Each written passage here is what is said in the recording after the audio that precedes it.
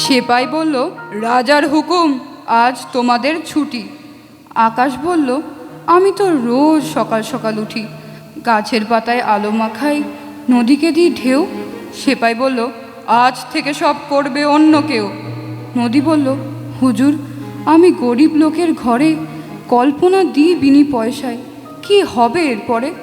সেপাই বলল, রাজার আদেশ, খুব যে বুকের পাটা, খাল বিলেরা করবে সে কাজ, তোমারও নাম কাটা।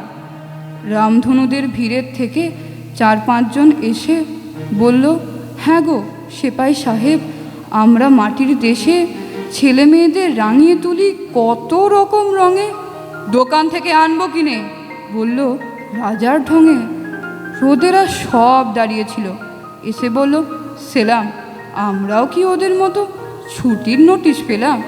সেপাই বলল, নতুন রানীর রং করেছ কালো, তাই তো তিনি বেজায় চোটে চলে যাওয়াই ভালো।